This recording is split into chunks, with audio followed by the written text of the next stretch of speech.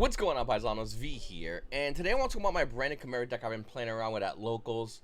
The deck's really good, and I think this is the best build of the deck. It's currently a 42 card build, side deck 15, extra 15. What I'm going to do is I'm going to go with the main side extra, and then I'm going to give you all the reasons for my choices for these cards. Alright, so out the gate, for the main deck, we have 3 Branded Fusion, 3 Pot of Prosperity, 3 Book of Moon, 3 Crosshair Designator, 2 Triple Texas Talents, 2 Chimera Fusion, and 1 Core by the Grave. For traps, really simple, 3 Infinite Impermanence. For our monster lineup, we had 3 Mirror Sword Knight, 3 Quado, 3 Gazelle, 2 Performet, triple Kashira Frenyier, 3 Nibiru, double Ash Blossom, and 2 Fauna Albaz. So once again, this is a 42 card list. Really easy, really simple. Once again, like I said, if you guys have any questions about this deck and my choices, I'll give you at the end of the video. I'll let you know what's going on and why I made those decisions. So for our side deck, we had 3 Bestial Jewel's Worm and 1 Magnamut, 1 Duster, 1 Herald of the Abyss, double Thrust, double Cosmic Cyclone, double D Barrier, and triple Evenly Matched. So once again, that's our side deck. For the extra deck, 2 Mirror Jades, double Guardian Chimera, double Chimera the King of the Phantom Beast, 1 Magnum, 1 Illusion Beast, 1 Dragoon, 1 Albion, 1 Rinbrum, 1 Dragostapelia, 1 Lubellion, 1 Titanclad, and 1 Lingaribo. Alright, so we'll start with the extra deck first. I think that's the most important thing. Right out the gate, we're playing 1 Lingaribo, and the reason why is because majority of the time, we're not going to be using Branded Fusion, number 1. Number 2, a lot of times, in order to beat Branded, for the most part, all you got to do is give them an Ibly. And historically speaking, Branded has had a terrible time against Ibly. I mean, they had to make some weird things like tributing a Bestial monster to get rid of Ibly. And we also play main deck outs like Book of Moon as well. We have a couple of things we can do here and there, but for the most part, Ibly is a problem card. And a deck like Rescue Ace, I can easily bring out Ibly, or a lot of other decks that I can easily bring out Ibly. We need to have an answer immediately, and I think this is the answer. You go this, and then you can go into the rest of your Chimera play. So I really do like this card in this deck. I think it's a must-have card if you are playing Branded. Another thing is Titanclad. This is how you get over Exo Purely Noir. I believe it's roughly around 4,000 attack points, if I'm not mistaken, by using Nibiru and Fauna Albaz to bring out Titanclad. So, once again, another phenomenal card that you're going to need. Obviously, Lubellion speaks for herself. Albion, Dragostapelia, these are all kind of speak for themselves. Rinbrum. So some builds are not playing Runner's Dark Dragoon. Makes no sense to me. Dragoon is another great card you want to play. Labyrinth is still running around. It's still a problem. And Dragoon, for the most part, is the answer to Labyrinth. Not only that, though, when you're playing, and let's say you do open Branded Fusion plus Mirror Sword Knight, you basically have full combo. You're going to go Branded Fusion, you're going to go Dragoon, and if your opponent doesn't stop this, well, you get Dragoon on board, so now they can't stop anything else you're going to do for the rest of the turn. It's just a really great card. And not only that, though, but once you do your Chimera plays, you have a monster negation, so if they do have Nibiru in their hand, it pretty much does nothing anymore, number 1. Number 2, you have Dragoon negate as well, so there's a lot of cool interactions, cool things you can do. I think Dragoon's a great card to have. It's broken. If every deck can play, they will play, so why aren't you playing if you're looking to play Branded? So we play both of these, and to be honest with you, the one that can attack multiple times is good. Magnum the Reliever, I almost never go into this card. The only justification I have for playing this card, the only justification, is if I can shotgun this card, and even then, like, is it good? I don't know, it's decent, it could pop a problematic card, doesn't have that much attack. This is probably the closest to a cuttable card in this entire extra deck. But you still want to have it, I guess. Either you play Magnum or you play a third Chimera, the King of Phantom Beasts, if you want to. I'm doing this for more diversity in my extra deck, have more options, but I understand if someone wanted to go with 3. Guardian Chimera and Mirror Jade. So one thing I notice about every Branded list that plays 2 Mirror Jade, they talk about how they don't like it. So I don't understand how, because I can go through 2 of these. This card's really good against Unchained, and not only is it good against Unchained, it's good against almost every deck in the game still. Like, almost every deck has a problem with Mirror Jade, period. Number 1. Number 2, a little fun fact, Chimera Fusion and Fauna Albaz in hand. So let's say you did your whole Chimera play, activate this plus Fauna Albaz in hand equals your Mirror Jade. Right? And let's say that you keep playing, this gets outed or whatever. Let me ask you a question. What are you going to do with Well, Albion Lubellion. I mean, in my build with Albion, that's gonna be a Red Eyes Dragoon. But there are times where Albion can go into Mirror Jade. Lubellion, what are you gonna do? Set your Mirror Jade, bring out Mirror Jade? Well, if you don't have an extra Mirror Jade, you can't do that. So, once again, I don't really like that. I feel more comfortable playing 2 Mirror Jade. I think it's a must-have card. I know it's not necessary for every game, and this is very situational, but why not have an answer for situational gameplay, especially when this card is so good against, ideally, one of the most represented decks in the meta, which obviously is Unchained. So, once again, this is my side deck. I mean, this is my extra deck. It's, for the most part, good. I'm still not sold on Magnum, but you gotta have it, and if you guys can find a 15 card, you let me know.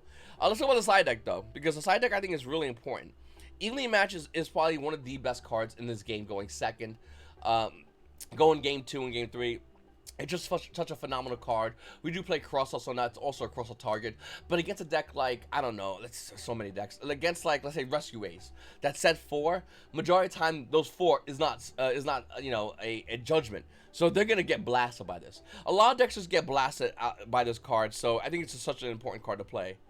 We do play 2D barrier. It's good against a lot of decks as well, but not only that, it's also a cross-out target. I don't really like the idea of playing 3. I think 3D barrier is decent, but for the most part, I think 2's more than enough. 2 Cosmic Cyclone. If I had a 16 slot, I would play another one of these, just because Anti-Spell Fragrance is a pain in the ass, and this kind of stops that. Now, one thing I've run a little bit differently is 2 Thrust and a Herald Abyss, and let me explain something. You can run these 3 or that Beast Monster 3K. I forgot the name of the monster. I might test it out in the coming future, but the reason why I run this, because it shortens everything. It makes everything simplified and easy. Let me explain. Herald of the Abyss basically stops Pearlies. Like, their best play is Neor. You play this, no more Neor, you're going to kill him that turn. Like, it's just going to happen. Triple Tactics Thrust helps facilitate Herald of the Abyss, because they're going to proc Neor during standby phase. Or draw phase, or whenever they feel like it. And then you just go Thrust, add Herald Abyss, activate Herald Abyss, and problem solved. That's 1. Number 2, Herald Abyss is a really good card in this meta. Like a really, really, really good card. And I think it's highly undervalued right now in the eyes of a lot of players. I think a lot of people don't see it coming, and when people don't see something coming, they usually lose to it. Well, they usually just run into it. Not only that, Thrust can help you set you up with D barrier. So let's say you are playing Thrust in your deck and you play 1 D barrier, and your opponent has to use the hand shot to stop you. You're gonna Thrust, you're gonna set your D barrier, and now you basically told your opponent, hey, whatever you're doing, it better not, besides links, it better not be nothing else, because it ain't gonna happen. And I do like that a lot. I think that D barrier is a strong enough card that it warrants playing Thrust, so now you have 4 copies if you really wanted to, depending on the matchup. So that's why I do like this a lot. Technically, you can play a 3rd D barrier if you want to, but I like this a lot more. It helps facilitate the consistency of this deck a lot more. I think the Abyss Steel lineup is 4 is perfect. The reason why I'm running a Duster and not a 3rd Cyclone, by the way, is because it's still good against a lot more decks. A lot more decks are more back row oriented, and I feel like that once you just get rid of the back row, the only thing you really have to worry about is what they put on board in the monster lineup, as well as hand traps. And for the most part, this deck's really good at playing around those. All right, so about the main deck. I'll be honest with you, I don't take much credit for this deck. I think a lot of players looking at their profiles, I kind of saw what they did. I made a couple of small changes that I think are huge, and I'll go over that real quickly. So this is just something everyone's doing. 2 Chimera fusions, I think, is going to be the norm now, because you really don't need 3. It recycles from graveyard. No one's playing like DD Crow. You're going to get your Chimera fusion back. You're going to be able to get a second one. Chimera fusions match your performance. It's more than enough for me. I think 2 makes more sense. Talents is my favorite card in the game. It's been my favorite card in the game. I would probably play 3 if I could get away with it. I love this card. Crossout is going to be your MVP. I feel like there's a lot of decks right now that play Branded Chimera that doesn't run Crossout, which blows my mind, because this card is a house and a half. This card basically tells your opponent, hey, you activate a monster effect, I'm gonna stop you. Not only that, now you're available for Thrust and everything else. So once again, another phenomenal card. And I also run Thrust, I have some talents. Like, it's just a good card in general. It's one of my favorite cards to run in a branded build. The reason I'm opting for Book of Moon instead of more hand traps is because Book of Moon is huge. Once again, we talked about Ibly. You go Book of Moon Ibly, and you're good to go. We talked about there's a lot of other decks out there that, for the most part, just have 1 boss monster. And if you chain Book of Moon in the right time, you can really break a deck down just by doing your full combo, but Book of Mooning 1 card. And that's kind of meta we're in right now. We're in a mid-range meta.